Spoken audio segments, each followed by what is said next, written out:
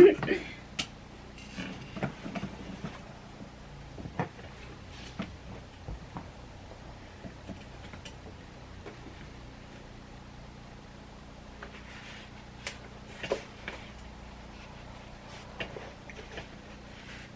are not attending, said the mouse to Alice severely.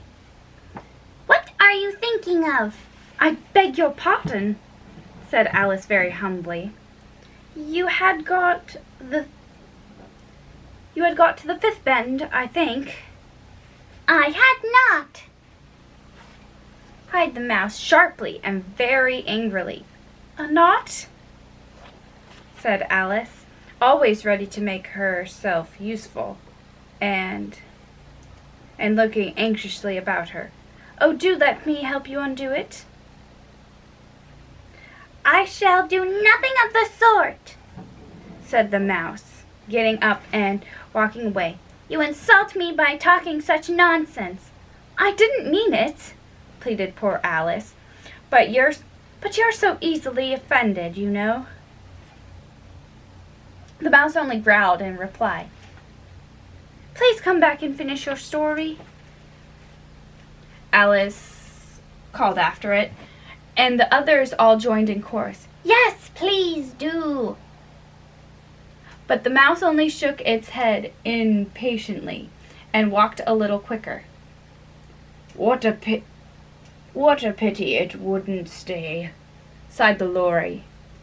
As soon as it was quite out of sight, and an old crab took the opportunity of saying to her daughter, "Oh, my dear, let this be a lesson to you, never to lose your temper." Hold your tongue, Ma, said the young crab, in a little snappishly.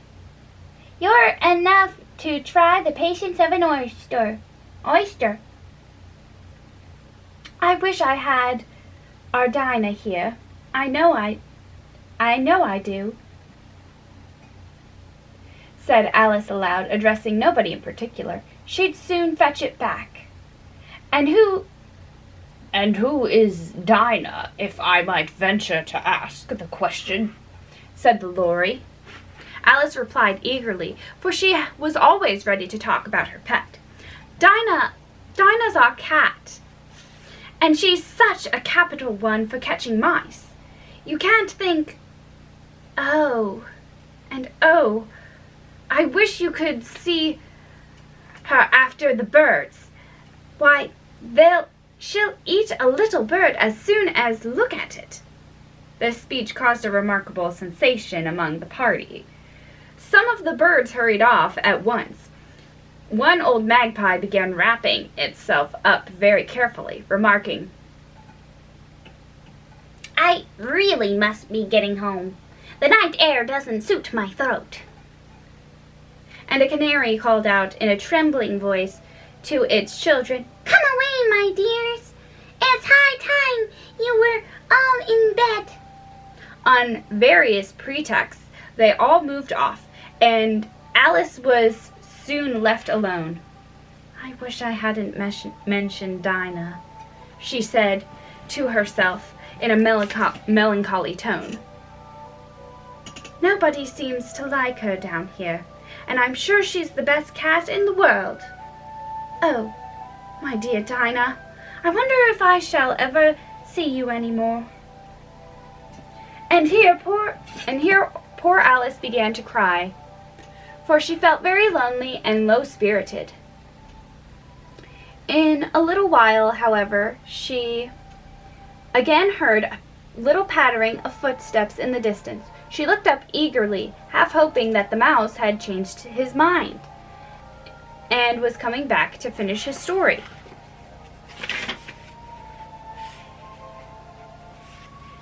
Chapter 4. The Rabbit Sends in a Little Bill. It was the White Rabbit, trotting slowly back again and looking anxiously about as it went, as if it had lost something. And she heard it muttering to itself, the Duchess, oh my paws, oh my fur and whiskers, she'll get me executed as sure as ferrets are ferrets. Where can I have dropped them, I wonder? Alice guessed in a moment that it was looking for the fan and the pair of white gloves. And she very good-naturedly began hunting about for them, but they were nowhere to be seen. Everything seemed to have changed since her swim in the pool, and the great hall, with the glass table and the little door, had vanished completely. Very soon, the rabbit noticed Alice as she went hunting about, and called out to her in an angry tone, "Right, Marianne, what are you doing out here? Run home this moment and fetch me a pair of gloves and a fan. Quick now!" And Alice was so much frightened that she ran off at once in the direction it pointed to, without trying to explain the mistake it had made. "He took me for his housemaid," she said to herself as she ran. "How surprised he'll be when he finds out who I am. But I'd better take him his fan and gloves, that is, if I can find them." As she said this, she came upon a neat little house, on the door of which was a bright brass plate with the name W. Rabbit engraved on it. That's a bit loud, don't you think? Nope. There we go. Okay. She went in without knocking and hurried upstairs. Excuse me. In great fear lest she should meet the real Mary Ann and be turned out of the house before she had found the fan and gloves. How queer it seems, Alice said to herself, to be going messages for a rabbit. I suppose Dinah'll be sending me on messages next. And she began fancying the sort of thing that would happen. Miss Alice, come here directly and get ready for your walk. Coming in a minute, nurse, but I've got to watch this mouse hole till Dinah comes back. And see that the mouse doesn't get out. Only I don't think, Alice went on, that they'd let Dinah stop in the house if it began ordering people about like that. By this time, she had found her way into a tidy little room with a table in the window, and on it, as she had hoped, a fan and 2 or 3 pairs of tiny white kid gloves. She took up the fan and the pair of gloves, and was just about to leave the room when her eye fell upon a little bottle that stood near the looking-glass.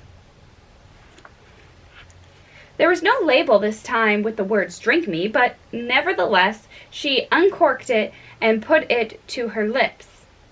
I know something interesting is sure to happen, she said to herself. Whenever I eat or drink anything. So I'll just see what this bottle does. I do hope it'll make me grow large again, for really I'm quite tired of being such a tiny little thing. It did so indeed, and much sooner than she had expected. Before she had drunk half the bottle, she found her head pressing against the ceiling, and had to stoop to save her neck from being broken. She hastily put down the bottle, saying to herself, "That's quite enough. I hope I shan't grow any more. As it is, I can't get out at the door. I do wish I hadn't drunk quite so much. Alas, it was too late to wish that." She went on growing and growing, and very soon had to kneel down on the floor. In another minute, there was not even room for this, and she tried to effect of laying down with one elbow against the door, and another arm curled around her head. Still she went on growing, and as a last resort, she put one arm out of the window and one foot up the chimney, and said to herself, "Now I can do no more. Whatever happens, what will become of me?" Luckily for Alice, the little magic bottle had now had its full effect, and she grew no larger. Still, it was very uncomfortable, and as there seemed to be no sort of chance of her ever getting out of the room again, no wonder she felt unhappy.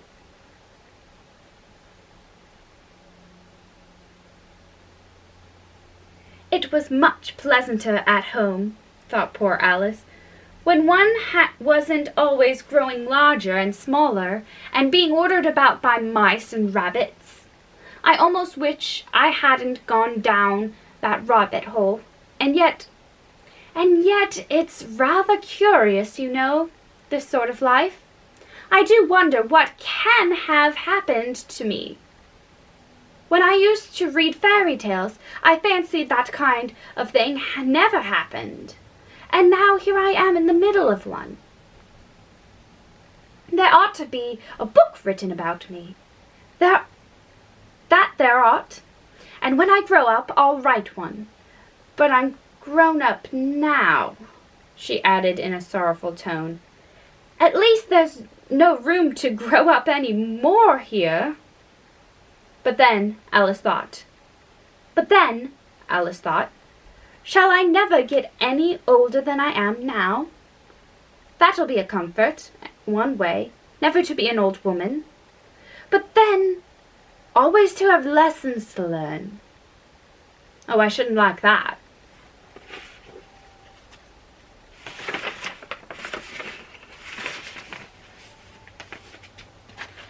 Oh, you foolish Alice, she answered herself. How can you learn lessons here? Why, there's hardly room for you, and no room at all for any lesson books. And so she went on, taking first one side and then the other, and making quite a conversation of it altogether. But after a few minutes, she heard a voice outside and stopped to listen. "Marianne! Marianne!" said the voice. Fetch me my gloves this moment. Then came a little pattering of feet on the stairs. Alice knew it was the rabbit coming to look for her, and she trembled till she shook the house, quite forgetting that she was now about 1,000 times as large as the rabbit, and had no reason to be afraid of it. Presently the rabbit came up to the door and tried to open it, but as the door opened inwards and Alice's elbow was pressed hard against it, that attempt proved a failure. Alice heard it say to itself, "Then I'll go round and get in at the window." That you won't, thought Alice, and after waiting till she fancied she heard the rabbit just under the window, she suddenly spread out her hand and made a snatch at the air. She did not get hold of anything, but she heard a little shriek and a fall and a crash of broken glass, from which she concluded that it was just possible it had fallen into a cucumber frame or something of the sort. Next came an angry voice. The rabbit's. Pat! Pat! Where are you? And then a voice she had never heard before. Sure then, I'm digging there. Sure then, I'm here digging for apples, Your Honor. Digging for apples indeed, said the rabbit angrily. Here, come and help me out of this. Sounds of more broken glass. Now, tell me, Pat, what's that in the window? Sure, it's an arm, Your Honor.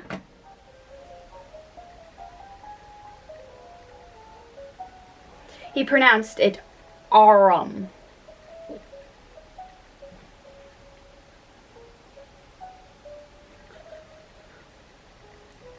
An arm? You goose! Whoever saw one that size? Why, it fills the whole window. Sure it does, Your Honor. But it's an arm for all that. Well, it's got no business there. At any rate, go and take it away. My cheek's gonna hurt after this, isn't it? There was a long silence after this, and Alice could only hear whispers now and then, such as, Sure, I don't like it, Your Honor, at all, at all. Do as I tell you, you coward. And at last she spread out her hand and made another snatch at the air. This time there were 2 little shrieks and more sounds of broken glass. What a number of cucumber frames there must be, thought Alice. I wonder what they'll do next. As for pulling me out of the window, I only wish they could. I'm sure I don't want to stay in here any longer. She waited for some time without hearing anything more. At last came a rumbling of little cartwheels, and the sound of a good many voices all together. She made out the words, "Where's the other ladder? Why I hadn't to bring but one. Bill's got the other ladder. Bill, fetch it here, lad."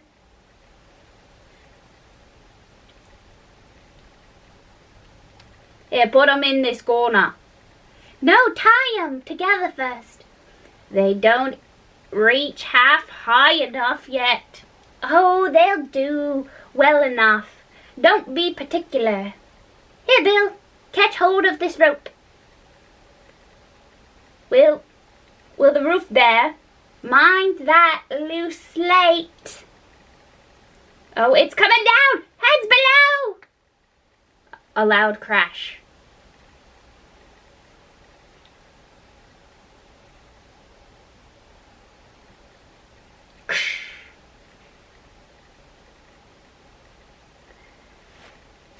Now, who did that? It was Bill, I fancy. Who's going down the chimney? No, I shan't. You do it. That I won't then. Bill's to go down. Here, Bill, the master says you're to go down the chimney.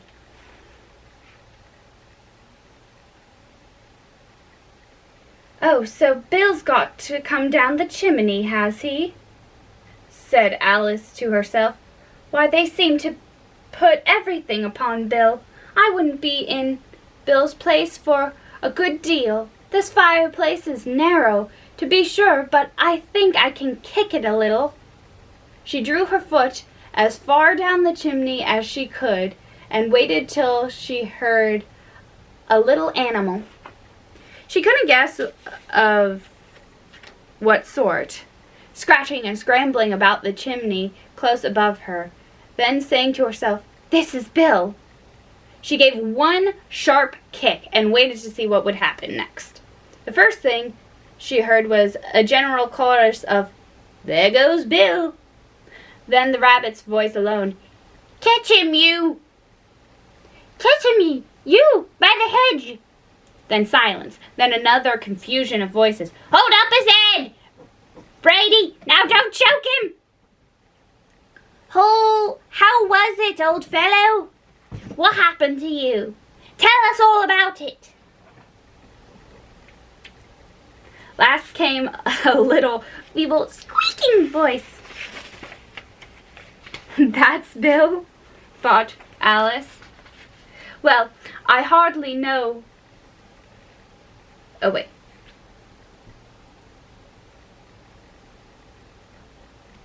"Well, I hardly know more, no more. Thank ye. I'm better now. But I'm a deal too flustered to tell you. All I know is something comes at me like a jack-in-the-box, and up I goes like a skyrocket."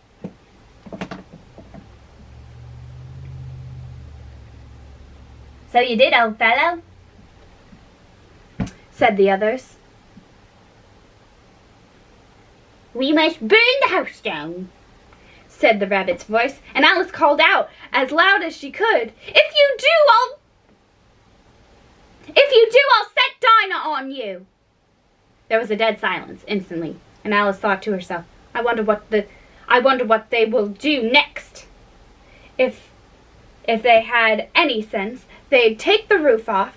After a minute or two, they began moving about, and Alice heard the rabbit say,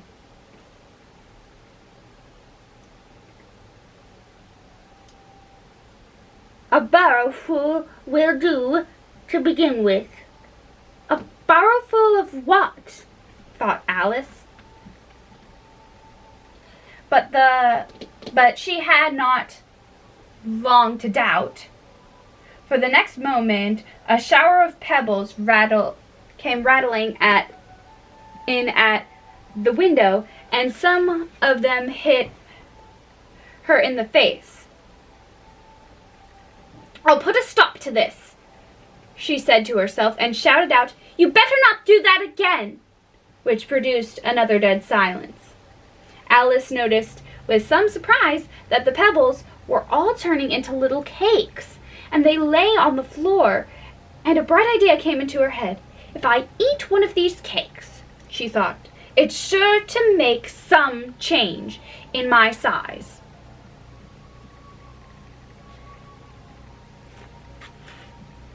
"And as it can't possibly make me any larger, it must make me smaller, I suppose." So she swallowed one of the cakes, and was delighted to find that she began shrinking directly. As soon as she was small enough to get through the door, she ran out of the house and found quite a crowd of little animals and birds waiting outside. The poor little lizard, Bill, was in the middle, being held up by 2 guinea pigs, who were giving it something out of a bottle. They all made a rush at Alice the moment she appeared, but she ran off as hard as she could and soon found herself safe in a thick wood. "The first thing I've got to do," said Alice to herself as she wandered about in the woods, "is to grow to my right size again, and the second thing is to find my way into that lovely garden. I think that will be the best plan." It sounded an excellent plan, no doubt, and very neatly and simply arranged. The only difficulty was that she had not the smallest idea how to set about it. And while she was peering about anxiously among the trees, a little sharp bark just overhead made her look up in a great hurry. An enormous puppy was looking down at her with large round eyes and feebly stretching out one paw, trying to touch her. "Poor little thing," said Alice in a coaxing tone, and she tried to whistle to it, but she was terribly frightened all the time at the thought that it might be hungry, in which case it would be very likely to eat her up in spite of all of her coaxing.